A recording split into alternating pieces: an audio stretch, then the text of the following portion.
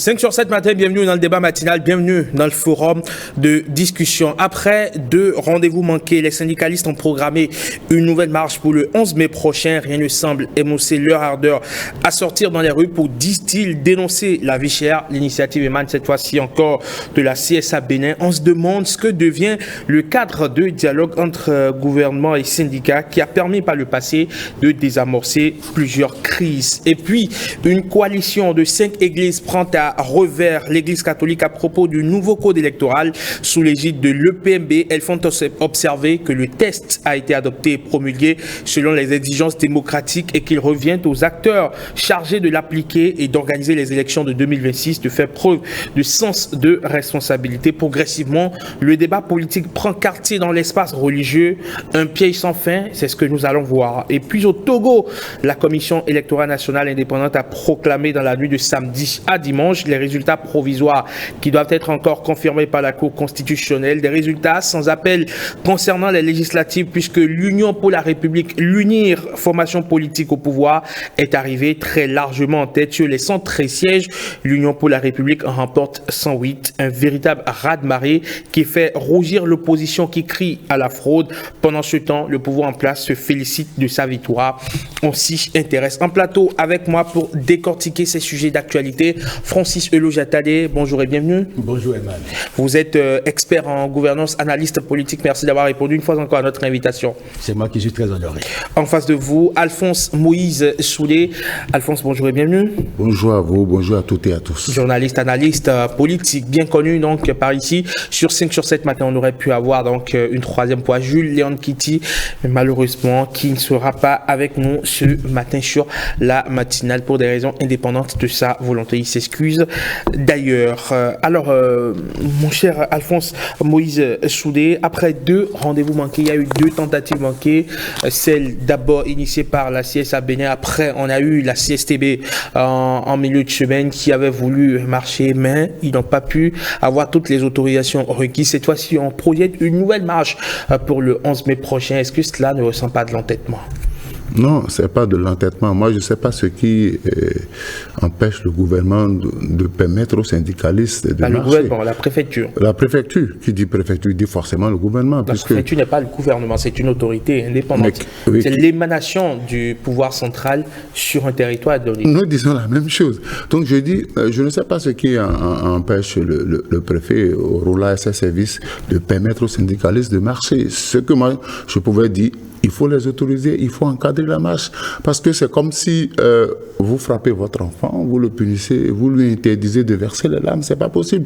Aujourd'hui, tout le monde se rend compte que bon, la vie coûte de plus en plus cher. C'est vrai qu'avec les salaires, on n'arrive pas à joindre les 2 bouts difficilement, comme je l'ai dit la dernière fois. Avec les nouvelles voies, certains propriétaires se sont permis le luxe d'augmenter anarchiquement les loyers.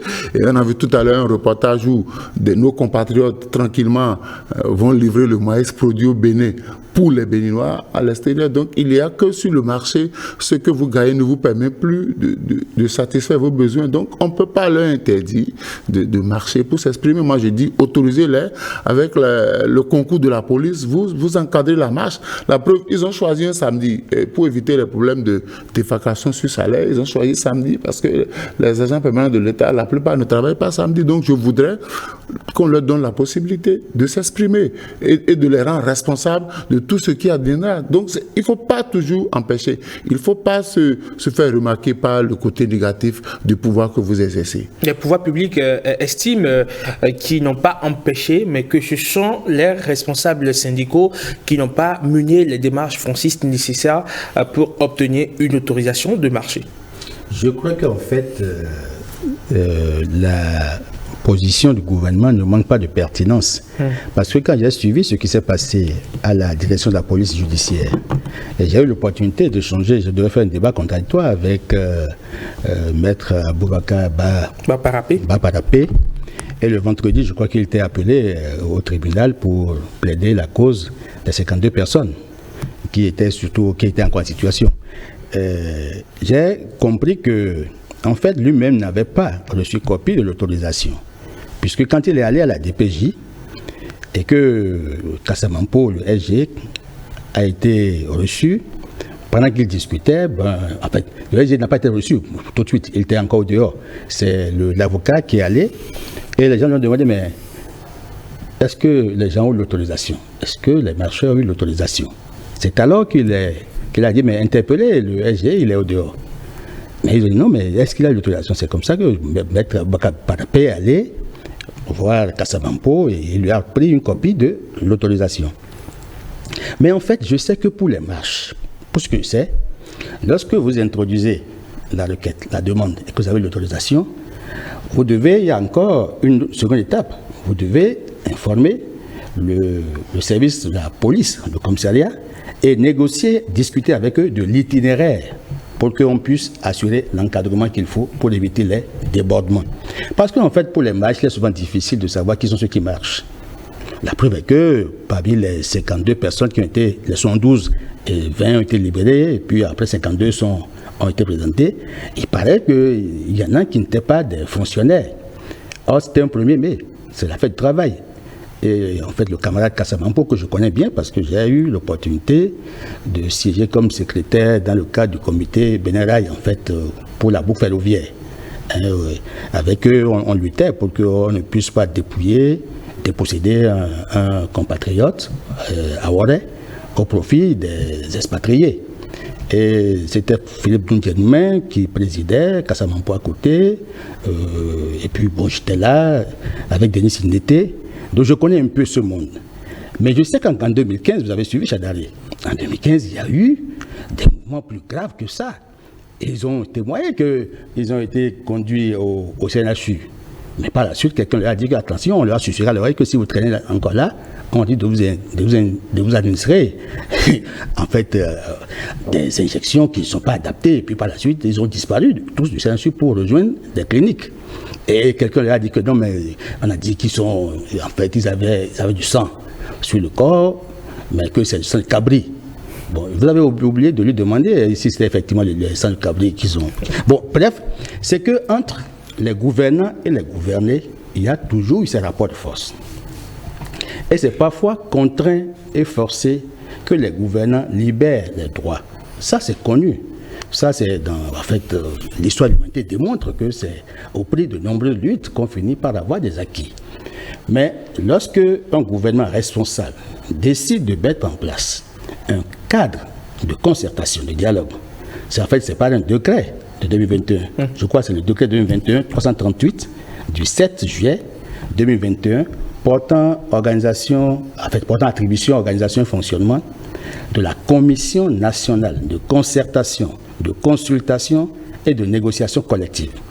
Et vous voyez, quand vous voyez la composition, il y a le ministre du Développement, il y a le ministre de la Justice, il y a le ministre des Finances, il y a le ministre du Travail, il y a les ministres concernés par les dossiers, puis il y a les représentants des syndicats, en fait, des différentes centrales.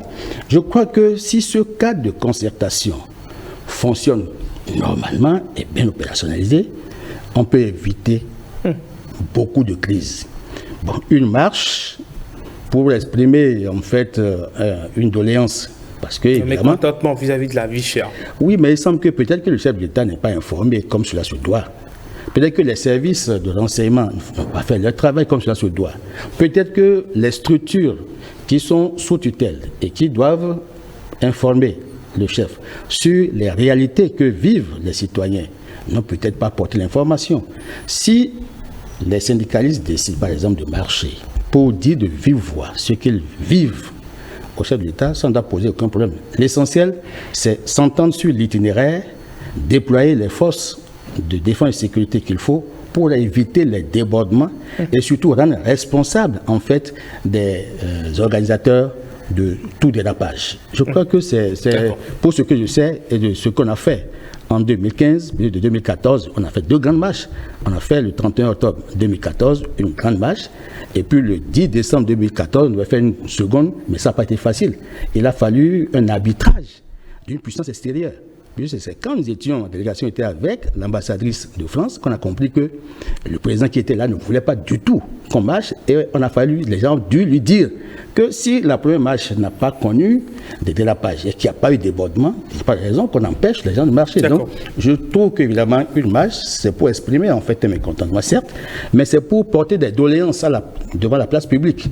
Bon, maintenant, après ça, ils doivent se retrouver autour de la table de négociation. Il semble que la Commission nationale de concertation, de consultation et de négociation collective avait eu une séance avec les organisateurs avant que les gens insistent pour la marche. Mais s'ils insistent, parce que j'ai jamais appris, vous avez dit le 11 mai prochain, il y aura une marche.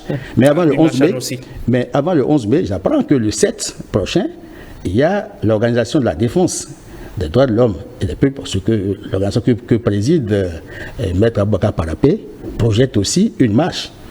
Alors, est-ce que finalement, je ne vous interromps pas, Alphonse Moïse Soulier, est-ce que finalement ce tiraillement ne devient pas une question d'orgueil, une question de fierté? On veut coûte que coûte marcher, juste pour marquer son territoire, pour montrer qu'on a le droit de marcher, qu'on veut exercer un droit, et puis bon, voilà. Non, et avant de répondre à la question, je suis heureux que Francis ait, dans sa chute, démontré l'importance d'une marche. Et nous sommes dans un système de déclaration. Moi, je ne sais pas de quelle autorisation parle-t-on. Est-ce que... Non, alors, selon le code de l'administration territoriale, en son article 105, avant qu'une marche ne soit autorisée, il faut que le préfet puisse donner son approbation. C'est dans les tests. Ok. Et vous savez, il faut moi, j'aime me référer au passé. Ceux qui sont au pouvoir aujourd'hui, ils connaissent la puissance et la force. Ils connaissent les résultats d'une marche et d'une grève. Et la preuve, quand on est arrivé au pouvoir, la première des choses, c'est de limiter le nombre de jours de grève. C'est d'empêcher pratiquement les marches. On sait que quand on marche, on sait ce que ça donne. La marche dont vous parlez, en tant que journaliste, je l'ai couverte. La marche contre Dassigli, je l'ai couverte. Et j'ai fait des interviews au secrétaire général. Je sais ce que ça donne dans l'opinion. Parce que vous ne pouvez pas... Ce que nous vivons, le chef de l'État n'est pas informé. Ça m'étonnerait. Nous payons les services de renseignement pour donner les informations au chef de l'État. Le chef de l'État a des collaborateurs pour l'informer de la difficulté que nous éprouvons sur le terrain. Le chef de l'État suit la qualité. La question de la cherté de la vie, on ne peut pas présager de ce que la Je suis d'accord, mais on ne peut pas... La cherté de la vie n'est pas connue des pouvoirs publics. En aucun cas, on ne peut empêcher les gens d'exprimer leur ressenti. Moi, ça m'embête. On ne peut pas empêcher les gens d'exprimer leur ressenti. Il faut que le préfet, Maître Alain Oruna, que je connais très bien, il faut qu'on autorise la marche. Mais qu'on dise aux syndicalistes, qu'on le mette devant leurs responsabilités. Et le peuple est là pour juger. Mais les empêcher de faire la marche, on se dit, mais que se reproche-t-on? En amont, est-ce que les travailleurs, je n'en sais absolument rien, ont mené les démarches qu'il faut? Oui, ils ont dit qu'ils ont informé la préfecture de la marche. Ils ont informé la préfecture. Pour ce que je sais, vous informer. Et comme l'a dit Francis, on s'entend sur l'itinéraire pour que l'on puisse mettre à votre disposition des forces de l'ordre de sécurité. Moi, je dis, il faut le faire. Le 11 prochain, parce que à force d'interdire les marches, on en fera d'autres interprétations. C'est normal que les gens marchent pour exprimer leur ressenti, même si on veut ouvrir les négociations. Tout à l'heure, Noël Chadari disait que au niveau des négociations du dialogue, ça piétine, que ce n'est pas intermittence. Donc les rencontres ne sont plus régulières comme cela se faisait. Donc si nous n'avons pas en face de nous un interlocuteur prêt à nous écouter, à nous proposer des solutions, laissez-nous exploiter la possibilité que nous donne la loi de marcher. Moi je dis c'est comme ça. Même si on veut les rencontrer, on les laisse marcher. Mais on nous dit, vous serez responsable s'il y a débordement. C'est vrai que chaque fois qu'il y a marche, il y a toujours des infiltrés, il y a des intrus qui en profitent. Donc je dis, il faut que la préfecture et les syndicalistes s'entendent pour qu'on autorise la marche. Moi, je n'ai rien contre la marche et je suis d'accord que Francis aussi n'est pas contre la marche, mais à force de l'interdire chaque fois, on en fera une autre interprétation. Donc, moi, je souhaite que le préfet, qui est un homme de droit, puisse prendre ses responsabilités et permettre aux gens d'exprimer. C'est comme votre enfant, vous le frappez et vous lui interdisez de pleurer. Il va tomber malade et il sera davantage frustré. Et quand il y a frustration, il faut éviter ça. Il faut éviter ça. Dans la société, les gens sont frustrés. C'est ce qui est en train de s'observer aujourd'hui, Francis, sur le Jatali. On sent une forme de radicalisation des postures. On sent une forme de durcissement de temps, puisqu'il y a eu des rendez-vous manqués. On veut, coûte que coûte, exprimer, on va dire, son mécontentement à travers une marche, alors qu'il y a le cadre de dialogue, de concertation, de négociation collective qui est là justement pour arbitrer ce genre de situation? Je crois qu'il faut avoir l'honnêteté de dire que ce cadre n'est pas très opérationnalisé. Parce que si ce cadre fonctionnait normalement, on pourrait déjà anticiper. On a eu tout à l'heure un Noël Chadari qui disait que c'est à l'approche de la rentrée qu'ils ont eu. On ne peut pas l'arrêter après. Qu'on prépare la rentrée pour que l'année scolaire ne soit pas troublée, pour qu'on puisse verser convenablement les primes aux enseignants et tout ce qu'il y a à faire en amont. Et que depuis lors, ça va bon mal à mal. Ça ne doit pas être ainsi. Parce qu'on doit s'entendre sur la périodicité des rencontres. Pour anticiper sur les solutions afin d'éviter les crises. Nous savons évidemment que ce n'est souvent pas facile de gouverner. En fait, de leur position, en fait, ceux qui gouvernent aujourd'hui, les décideurs, vous croyez que c'est aussi facile d'accepter une marche? C'est pas facile. Je sais que, parce que vous avez couvert une partie de la marche, sinon les deux marches de 2014, vous reconnaissez que celle du 10 décembre 2014 a failli connaître des débordements, puisque un chef d'État s'est mis dans un hélicoptère et a dû survoler la marche. On a eu demandé que l'hélicoptère disparaisse du ciel, sinon on va changer l'itinéraire, et puis bon, on risque d'atteindre quelqu'un, et puis finalement ça a disparu. Je crois qu'il y a des acteurs qui sont encore là, pour ce que je sais, parce que en fait, les gens ont souvent peur de la marche, puisqu'il y a des mains invisibles, souvent des mains politiques, invisibles. Vous savez que Boni Yayi avait crié pendant qu'il était là, il a dit « Je défie quiconque va prendre la rue ». Il a dit, c'est là, les archives sont là, il y a la mémoire. Donc, mais il faut situer le contexte. Il a dit en 2012, il a dit en 2012, plus précisément, le 1er août 2012, il a dit. Mais après, il y a eu des marches. Non, mais écoutez, en 2012... Et il faut situer aussi le contexte quand il s'est agi de la grève, quand il s'est agi de la grève des douaniers. Oui, je vais rappeler le contexte à Moïse. En 2012, quand il a dit, c'était le 1er août, c'était le drapeau de Bénin derrière qu'il a dit quelque chose. Je ne veux pas répéter ça ici. Et normalement, en principe, si notre cour constitutionnel fonctionnait très bien, il devait être déchargé. Parce qu'il a violé son serment. Puisqu'il a dit qu'il va envoyer les gens de quelque part pour rencontrer ceux de quelque part. Bon, je ne veux pas dire ça ici, parce que nous sommes sur un plateau sérieux. Je l'avais déjà dit. Je constate, parce qu'en 2012, s'il a dit, c'est parce que 2012, c'était l'année où on a mis en place le Front citoyen pour la sauvegarde des acquis démocratiques, que dirigeait Antoine Deschenous, le père à son âme, le père de l'actuel ministre de la Justice. Et nous savons tout ce qu'on a vécu. Et puis après, on a mis en place la plateforme. Les structures qui sont mises en place, vous avez vu qu'il a dit qu'il y avait une télécommande qui était quelque part. Je ne veux pas refaire l'histoire parce que je ne veux pas faire de l'histoire pour me faire des histoires. Ce que je veux dire, ceci. Les syndicalistes ont souvent manifesté pour revendiquer un bien-être, ce qui est normal. Et face à la situation... Ou un mieux-être. Oui, ce qui est actuellement connu de tous, c'est qu'il y a la cherté de la vie, mais le prix, la flambée des prix du maïs ne peut pas être le seul indicateur. Et je sais qu'il y a eu une tournée nationale en 2022-2023 qui a permis au chef d'État, à l'issue, de prendre des mesures sociales fortes. C'était même inattendu, puisque les syndicalistes ont rendu témoins qui n'attendaient pas. Et ils ont même demandé que la mise en œuvre soit actée à partir de décembre de l'année. Donc ce qui a été fait, ça veut dire que le gouvernement actuel anticipe aussi sur les mesures. Et je constate que, vous savez que la capacité de satisfaire les attentes des travailleurs dépend fondamentalement de la capacité de production de croissance. C'est lorsque la machine économique prospère qu'on peut on peut créer des richesses et pouvoir répondre aux demandes, aux attentes légitimes, aux revendications, ce qui est sûr. Mais il faut dialoguer pour faire comprendre les choses. C'est ce que je reproche peut-être et que je vois, en fait, la seule mal-donne, c'est que le cadre de concertation, la Commission nationale de concertation, consultation et de négociation collective aurait pu définir une périodicité dans la rencontre pour anticiper sur les crises.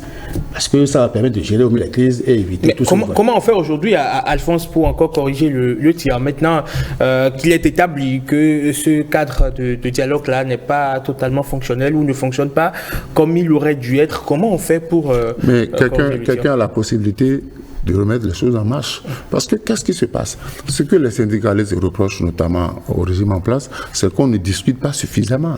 On ne fait pas des propositions aux syndicalistes. Si le cadre a été créé et que le cadre à un moment donné ne travaille plus, il y a problème. Ça veut dire que les syndicalistes n'ont pas en face d'eux un interlocuteur valable pour les écouter. Ils ne demandent que ça. Ils ne demandent que ça.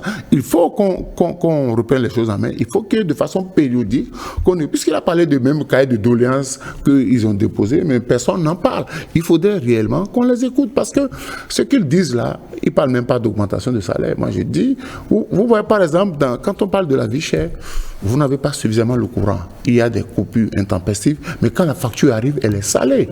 Vous n'avez pas suffisamment d'eau, on vous prive d'eau, mais quand la facture arrive, c'est salé. Vous ne pouvez pas continuer à payer des choses comme ça. Il faut que quelqu'un les rencontre et qu'il leur dise, voilà ce dont nous disposons. Il faut mettre sur la table ce dont on dispose pour dire, voilà ce que vous demandez, nous ne pouvons pas aller au-delà de ce qui est prévu au budget. Il faut discuter avec les gens. C'est la moindre des choses. Quand il y a difficulté, on s'assoit, on discute, on fait des propositions. Et de discussion en discussion, on finit par trouver un terrain d'entente. Mais malheureusement, il n'y a plus ce terrain d'entente-là. On ne s'écoute pas, on ne se parle pas. Donc les gens ont estimé que la meilleure façon de se faire écouter, nous allons descendre dans les rues pour exprimer notre mécontentement. Il n'y a rien de grave à cela. Moi, je demande au chef de l'État, qui suit un peu l'actualité, de réactiver ce cadre de concertation-là pour permettre aux syndicalistes de poser leurs problèmes là, ils doivent les poser. Parce que quand personne ne les écoute, c'est comme si on dit, bon, le chien à boire, la caravane passe, on a mieux à faire que de vous inviter pour discuter. Dans une république, chacun joue son rôle, chacun en prend son couloir pour que le pays soit bien gouverné. Oui, le décret 2021-338 du 7 juillet 2021 portant attribution, organisation et fonctionnement de la Commission nationale de concertation, consultation et de négociation collective a une composition. Mais la mission, c'est prévenir les conflits sociaux et proposer les mesures pour un environnement apaisé. Donc, prévenir les conflits sociaux, ça veut dire qu'il faut de l'anticipation. Proposer des mesures pour un environnement apaisé suppose évidemment qu'au cours des échanges, on s'entend de façon consensuelle sur un certain nombre de points sur lesquels, on a dégagé l'accord. Et on dit, c'est comme ça on fait désormais. Et là, pour les rencontres à venir, on sait les points à débattre, les points sur lesquels il faut attendre.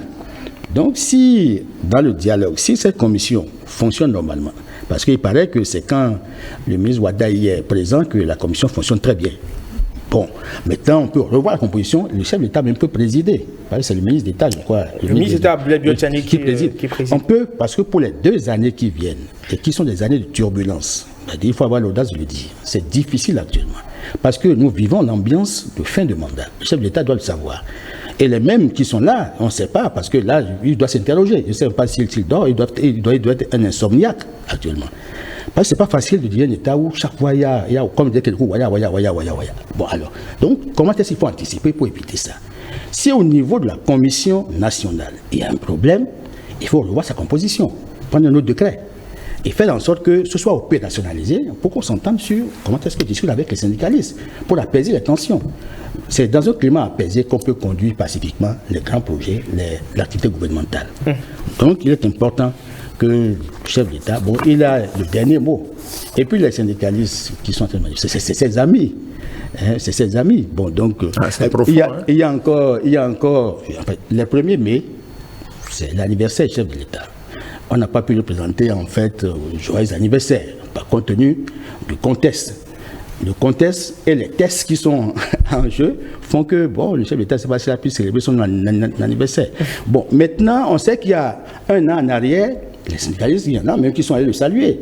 Bon, et puis leurs camarades ont soupçonné qu'ils ont salué tellement qu'ils en sont dit très heureux. Maintenant, je veux dire qu'ils sont des amis. Ils sont des amis. Et je crois que depuis 8 ans, il n'y a pas eu de confrontation explosive, ça veut dire qu'il y a quand même un moment sur lequel ils se sont entendus. Maintenant, si aujourd'hui il y a une rupture, il faut rattraper pour l'éviter que cela ne porte lourdement préjudice.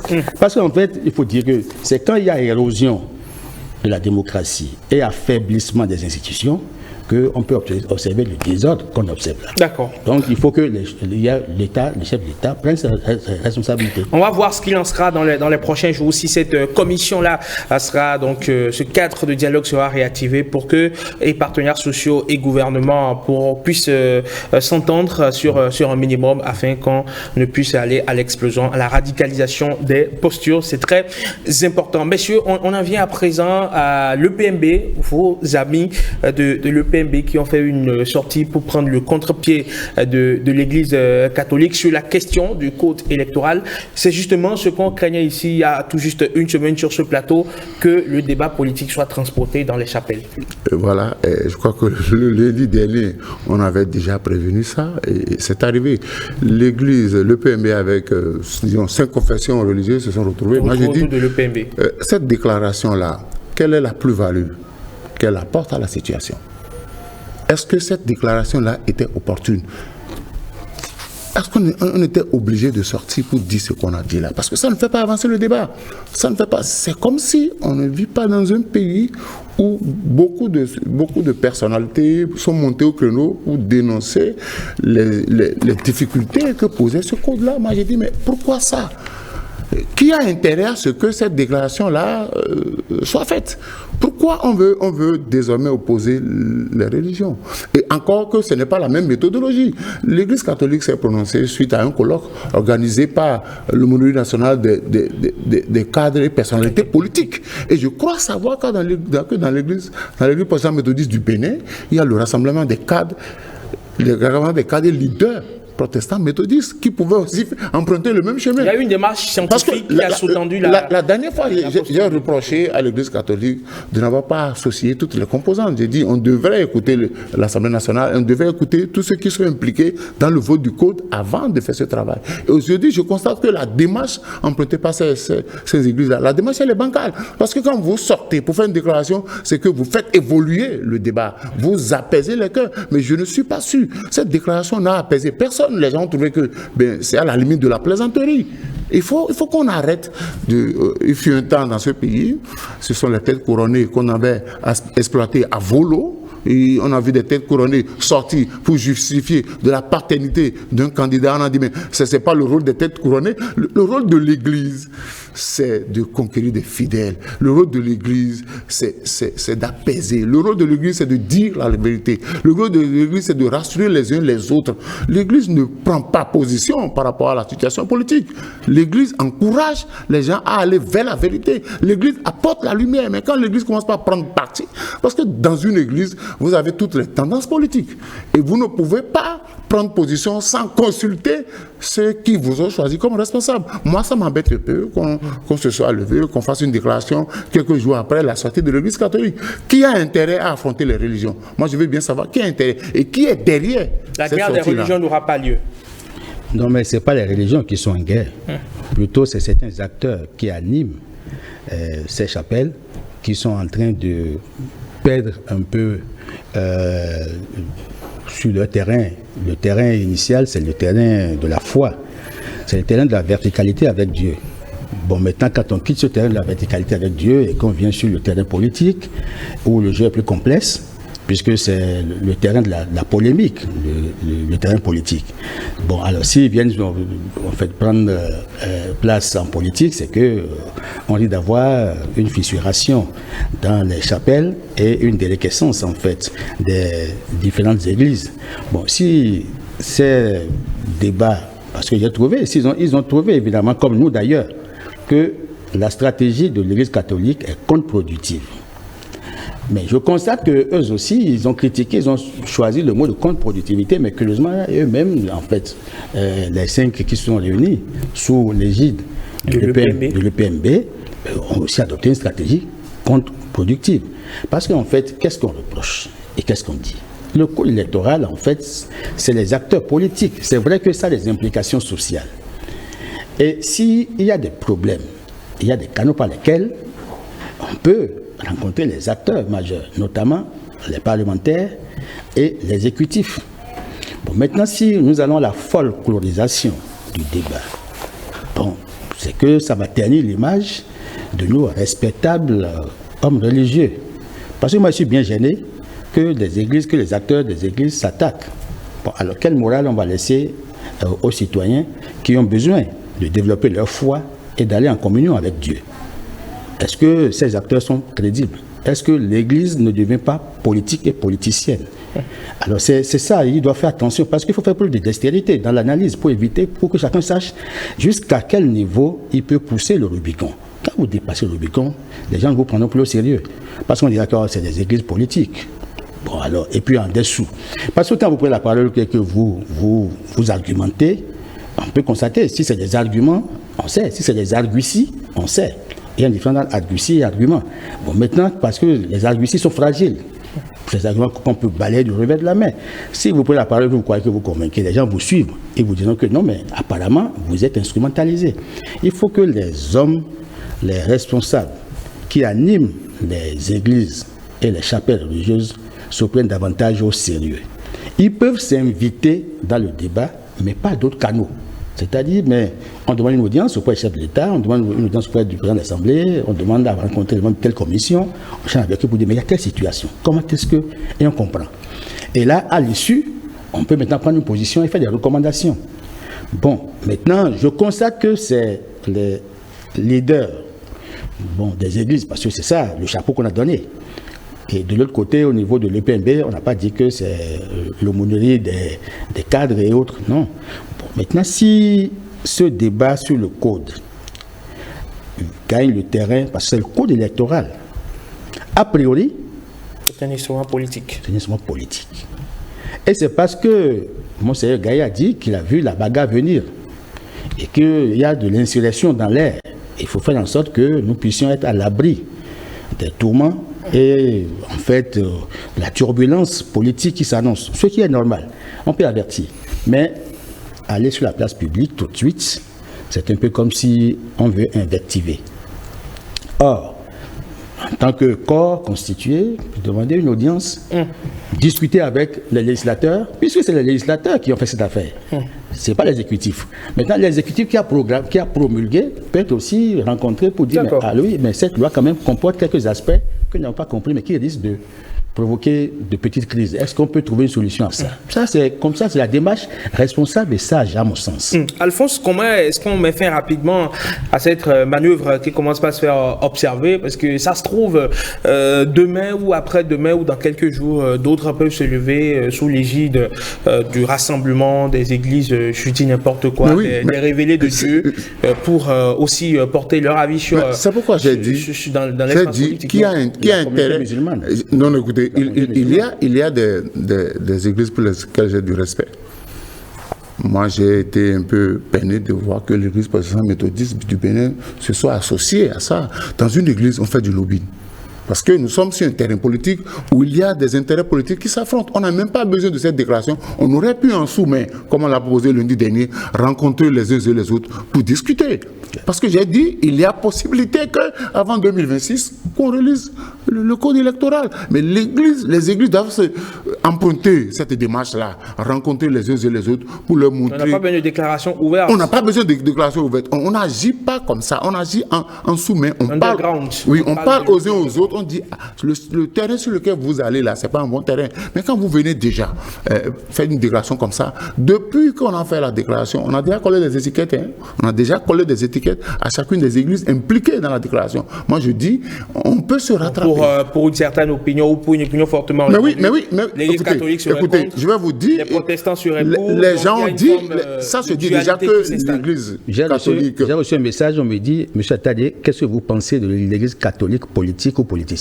J'ai dit, moi je n'en sais rien. Non, on a déjà catalogué, on dit que de l'opposition, l'autre est de la mouvance. Le rôle de l'Église, ce n'est pas d'avoir une étiquette politique, mais c'est d'aider les hommes politiques à mieux gérer le pays. Donc moi je demande que les églises, que ce soit l'Église catholique... Mais qui peut mettre fin à ça? Qui peut mettre fin à cette... Mais non, les mains qui sont derrière, le chef de l'État n'a pas... Le chef de l'État n'a pas s'interférer dans les églises. Mais je dis...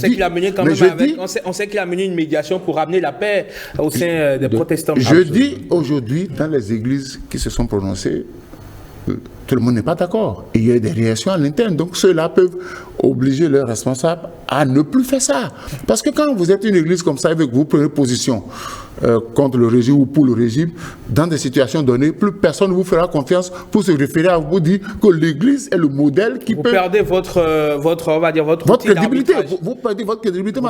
Non, ceux-là, si on va vers eux, ils ne nous diront rien de bon. Ceux qui sont là-bas, eux, ils sont proches du pouvoir. Si on va vers eux, on va vite atteindre le chef. Il faut éviter que dans une société, que les religions, que ce soit religion endogène, religion importée, religion révélée, il faut éviter de prendre position par rapport à la politique. Parce que dans votre communauté, vous risquez de faire des mécontents. Vos fidèles ne seront pas d'accord avec vous parce qu'ils ne vous ont pas choisi pour faire de la politique à leur place. Et je voudrais que le chef de l'État demande aux églises de jouer leur rôle, de développer la foi des fidèles, d'évangéliser, de conquérir des âmes à Dieu, de ne pas s'impliquer ouvertement dans tout ce qui est politique. Underground, on peut rencontrer le chef de l'État, on peut rencontrer l'Assemblée nationale, on peut rencontrer les partis politiques, on peut faire des propositions, mais pas devant tout le monde pour prendre position. C'est pas bon pour la foi de vos fidèles. Les fidèles ne vous feront plus confiance et par rapport à certaines autres choses, ils seront réticents. Ça nous y a bon, tout ça. Je suis très content que Moïse ait fini par dire qu'il faut que le chef de l'État rappelle ces dirigeants-là. Parce qu'en fait, vous savez que notre pays n'est pas un pays de pagaille. Et le chef de l'État a le souci de faire en sorte que nous ayons un État, une nation, en fait, en construction, une nation responsable. Mais je crois que dans le cadre actuel, dans le contexte actuel, il faut recadrer les gens. Et c'est ça le rôle, parce que le seul interlocuteur officiel que nous avons, en fait, le premier des Béninois, c'est le chef de l'État. Donc c'est lui qui a la lourde responsabilité d'appeler ses responsables et de leur parler pour qu'on libère l'espace. Les politiques peuvent se déployer et dire tout ce qu'ils veulent, mais je crois que c'est les soupapes de sécurité. Ces chapelles religieuses sont des soupapes de sécurité. Vous voyez, les ministres, ils vont à l'église. Le chef de l'État, il est catholique. Alors, donc, quand vous les voyez, mais qu'est-ce que si entre les églises ils s'affrontent, quand est-ce que vous croyez que le fidèle peut aller encore croire à l'homélie du prêtre? Il y a un problème. C'est en cela que... Le fidèle est susceptible de penser que le prêtre est politique, ou que le pasteur est politique aussi. Mais oui, si, parce que... Et pourquoi? Pourquoi devait être... L'église devait être neutre. Je crois que c'est là, on a dit l'année dernière qu'il faut que ces acteurs jouent la carte de l'impartialité et de la neutralité. Maintenant, s'ils veulent s'inviter comme des médiateurs, il y a des canaux souterrains par lesquels ils peuvent agir.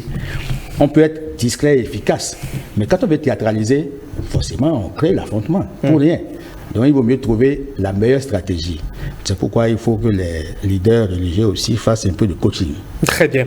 Allez, messieurs, on va ouvrir la page internationale de cette émission et s'intéresser au Togo, aux législatives au Togo qui sont déroulées. C'était le 29 avril dernier et on se rend compte, selon les résultats proclamés donc par la Commission électorale nationale indépendante, que le parti au pouvoir s'en sort avec 108 sièges sur les 113 que compte l'Assemblée nationale. Le reste est réservé aux partis d'opposition, notamment l'Alliance des démocrates pour le développement intégral qui a pu glaner 2 sièges et les 3 autres sièges se répartissent entre l'Alliance nationale pour le changement, le regroupement de partis politiques, la dynamique pour la majorité du peuple et les forces démocratiques pour la République. Alphonse Moïse Soudé, c'est un véritable raz-de-marée pour le parti au pouvoir. C'est de la moquerie politique, ça. Ils auraient pu prendre les 113 tranquillement. Ils auraient pu prendre les 113 sièges et puis qu'on n'en parle pas. Comment donner 5 à des gens qui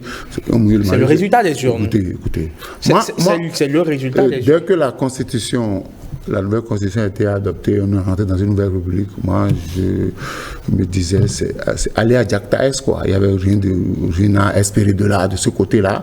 C'est pas possible. Vous avez vu, au niveau de la constitution, quand on a adopté la constitution, il y a des réactions des hommes politiques. Beaucoup ont réagi, parce qu'on n'en a pas tenu compte. Et il ne pouvait en être autrement. Les élections sous nos tropiques, on connaît les résultats avant d'aller aux élections. Sous nos tropiques, c'est comme ça. Sous nos tropiques, on ne peut pas réviser une constitution et dire que celui qui est là va devenir le président du conseil des ministres et qu'il va perdre la majorité. C'est pas possible. La majorité, lui, était déjà acquise avant qu'on aille à l'élection. Les 5 voix qu'on a attribuées, c'est juste pour montrer à la communauté internationale que quelque part au Parlement, il y a la démocratie. Les 5 là, qu'est-ce qu'ils peuvent faire? quel impact leur réaction peut avoir sur les lois qui seront votées à l'Assemblée nationale. C'est rien, c'est une goutte d'eau dans la mer. Ça n'a aucun sens. Ils auraient pu prendre les 113 sièges. On saura que le Parlement... Un peu comme dans le cas d'espèces où le Parlement est totalement acquis à la cause. C'est tout. Et puis bon, basta. Parce que les 5 là, ils vont faire quoi? Entre vous et moi là, est-ce qu'ils leur voix va porter? Ça nous portera. On ne les écoutera même pas. Donc je dis, bon, c'est dommage qu'en Afrique, chaque fois qu'on organise les élections, que ça se passe ainsi. Les Occidentaux, les PTF ne nous prendront pas au sérieux. Ils ont dit, mais ces Africains-là, ils sont nés pour mourir au pouvoir. Oui, mais après aussi, on peut se dire que, mon cher Francis Lojatalier, que ce sont les résultats des urnes, que ce sont les populations qui ont décidé de faire confiance au pouvoir en place. C'est aussi une lecture des choses. Je crois qu'évidemment, une démocratie se vit à travers les élections. En fait, la démocratie élective. Mais au-delà de ça, c'est que nous avons le souci de travailler à l'alternance. Mais je ne veux pas être aussi péremptoire que mon frère Moïse. C'est à l'issue des consultations. Et il y a eu des observateurs qui ont été déployés, en fait. Moins de 110. Non, écoutez, Moins de 110. Écoutez. C'est pas la quantité qui compte, c'est la qualité. La quantité pour couvrir tout le territoire. Non, mais écoutez, permettez-moi d'aller jusqu'au bout de mes idées.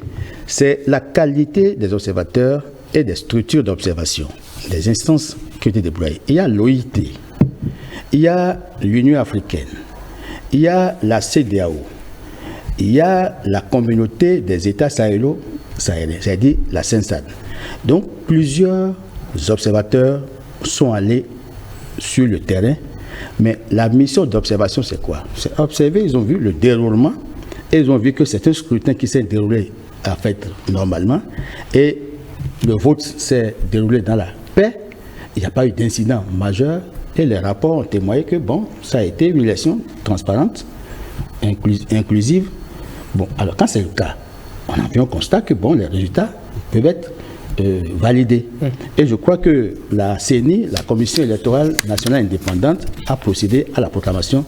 Vous aviez dit là, ils ont décroché 108 sur les 113. Ça fait 96%. Mais le taux de participation, c'est 61%. C'est vrai qu'on peut avoir quelques petits problèmes par rapport au fonctionnement de la démocratie. Au Togo, là, c'est autre chose. Mais est-ce que l'élection actuelle qui s'est déroulée, s'est bien déroulée? Je crois que ça s'est bien déroulé. Alors, selon Jean-Pierre Fabre, si vous permettez que je vous cite les propos de Jean-Pierre Fabre, président de l'Alliance nationale pour le changement, il dit exactement ceci, je cite, il s'est confié à Radio France Internationale, il dit, je cite, donc, je suis triste pour mon pays, ce sont des résultats inimaginables, ridicules. Le processus électoral a été totalement déséquilibré en faveur du parti au pouvoir. Le scrutin lui-même a été entaché de nombreuses fraudes et de violences, surtout à l'intérieur du pays. Alors, sur 113 sièges mis en jeu, le parti au pouvoir prétend en remporter 108, plus de 95%. Malgré les apparences de multipartisme, le Togo continue de pratiquer la dictature du parti unique qui a sévi pendant 25 ans. Le régime politique togolais est une dictature militaire clanique à façade civile. Fin de citation. Voilà ce qu'a déclaré, bien sûr, Jean-Pierre Fabre, alors que de son côté, le président de la Commission électorale nationale indépendante, Yabré Dago, indique que les différentes listes sont habilitées à saisir les juridictions compétentes, évidemment, pour faire valoir le droit et recours. Je crois qu'il faut leur concéder leurs propos, mais c'est que ce que j'ai appris, entre l'opposition, eux-mêmes se sont soupçonnés de faire de la fraude. Or, nous savons que la machine de la fraude, on avait vu en fait, il y a encore quelques années, ce que je n'ai pas vu dans les rapports actuels. On savait que pour mieux frauder, il y a encore quelques années au Togo, c'était le bourrage d'urnes, c'était la falsification des procès-verbaux, c'était l'inversion des chiffres. Mais aujourd'hui, je crois que sur le rapport des observateurs, on n'a pas entendu ça. C'est en cela que je peux donner acte à ce qui s'est passé. Je dis, mais vraiment pour cette élection-ci, il semble que les dés étaient pipés à l'avance. Bon, maintenant que c'est dans le contexte de la révision constitutionnelle qui a fait basculer le pays d'un régime présidentiel à un régime parlementaire, qui fait désormais du président du Conseil des ministres le plus fort dans le système, dans le dispositif de l'exécutif, et que c'est le parti qui a la majorité au Parlement qui désigne le président, le président du parti. En fait, on constate que naturellement, c'est le président fort qui va revenir à ce poste où on peut renouveler ad vitam aeternam les mandats. Donc, dans ces conditions, c'est une façon de s'éterniser au pouvoir. C'est vrai que depuis 1967 à 2005, le père Yassine Bey a dirigé, a gouverné, mais depuis 2005 à 2024, ça fait 19 ans que le président Faure est en train de passer au pouvoir, et certainement qu'à la faveur de ce vote, il va continuer son mandat. Si les opposants ont des griefs, mais ils ne sont pas qu'à s'organiser. Ça veut dire qu'ils n'ont pas encore réussi à impacter ou à infiltrer le dispositif, ou que l'ingénierie, ou bien l'ingénierie électorale est biaisée. Mais là, c'est à leur niveau, ça veut dire qu'il y a un problème. Ils n'ont qu'à recourir à des expertises pour déjouer s'ils estiment qu'il y a une dictature qui s'est accaparée du Togo. Je crois que je ne suis pas observateur, je ne suis pas allé au Togo. Je n'ai eu que les informations qui ont été rapportées sur les télévisions et dans les réseaux. Et puis, j'ai appris qu'il y a un acteur majeur d'ici qui est allé, mais je ne l'ai pas encore rencontré. Donc, j'estime que sur la base des données, parce que vous savez qu'il y a des instances dédiées à l'organisation qui ont qualité à certifier. Bon, après la CENI, ce sera le tour de la Cour constitutionnelle. Si la Cour constitutionnelle valide, qui dit qu'il trouve qu'il n'y a pas, malgré ces quelques irrégularités dont l'acte de l'opposant parle, que ça n'entache pas la régularité, la sincérité et la validité du scrutin. Bon, comment l'opposition arrive à impacter l'univers politique togolais si elle n'a que 5 sièges sur 118 potentiels? Non, mais écoutez, le mal est dans le flux, le vin est dans le flux. Mais c'est pas d'aujourd'hui. Sur 113, je veux dire. Mais écoutez, vous savez évidemment que le parti uni a un maillage. Et je crois que le président Faure gouverne avec une certaine solidarité, de générosité. Je ne veux pas dire plus. Ça veut dire que même les opposants, ils changent de facette. On a vu des opposants comme ça au Sénégal. Tantôt ils sont opposants, tantôt ils viennent au gouvernement, un truc comme ça. Donc la démocratie, le modèle togolais reste un modèle atypique. Donc si vous voulez le comparer au modèle béninois, au modèle sénégalais, au modèle malien, vous allez biaiser la réflexion. Parce que ce modèle se rapproche un peu plus du modèle tchadien. Et même il y a encore quelques années du modèle gabonais. Bon, alors donc, je sais pourquoi je dis, j'ai de la peine, je ne veux pas faire de la typologie de démocratie en Afrique, mais il y a que chaque peuple adopte le modèle qui lui convient le mieux. Ce n'est pas nous qui allons changer le Togo. Le Togo ne change pas le Togolais. Donc ce n'est qu'un dialogue inter-togolais qui peut permettre au Togo de sortir de ce cycle vicieux. Parce que moi, c'est Pozo, bon, père son âme, il a fait ce qu'il pouvait. Hein. Bon, heureusement qu'on n'a pas eu d'autres Pozo.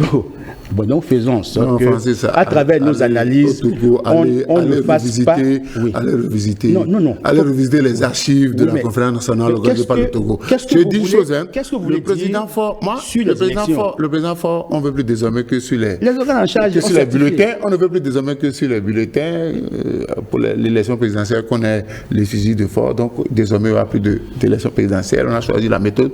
On ne fait pas une réforme, on n'introduit pas une nouvelle constitution pour échouer. Moi, j'avais déjà dit ici que cette réforme-là, qu'on a introduit la nouvelle constitution, c'est que on va faire la Poutine, quoi. On va faire la Poutine. Je deviens président du Conseil des ministres. Je vais voir pour contenter l'opposition. Parce que le titre de président de la République, c'est un titre honorifique. Vous n'avez pas les pouvoirs. Le président du Conseil des ministres vous donne le pouvoir qu'il veut. Tout est concentré dans la main du président. Donc, le président Faure change de stratégie pour qu'on ne dise pas, comme son père l'a resté au pouvoir pendant des années. On a changé de système. Qu'en Afrique de l'Ouest, il y a un État, je ne vais pas citer. En 2010, il y a eu une élection qui s'est soldée par des crises. Il y a eu un président du Conseil constitutionnel qui a proclamé 2 résultats en l'espace de 2 semaines. Un chef d'État qui allait sur les chars d'une puissance occidentale prendre le pouvoir. Et pourtant, vous savez que c'est le Conseil constitutionnel, en fait d'abord le CENI et le Conseil constitutionnel qui ont qualité à certifier les résultats, mais en lieu et place, on a vu l'ONU certifier les résultats. Donc, quand vous critiquez, dites que les organisations internationales ne nous parlent pas sérieux, si les organisations ont certifié que c'est bon, parce que j'ai cité l'OIF, j'ai cité l'Union africaine, j'ai cité la CEDEAO, j'ai cité la CENSAD. Bon, alors, si toutes ces structures ont été les observateurs, ont trouvé que les élections sont bien passées, c'est pas vous ici qui allez dire que c'est pas bien passé. Togo, donc, démocratie atypique, démocratie à la togolaise. On retient ça. Messieurs, merci beaucoup d'être passés sur 5 sur 7 matin.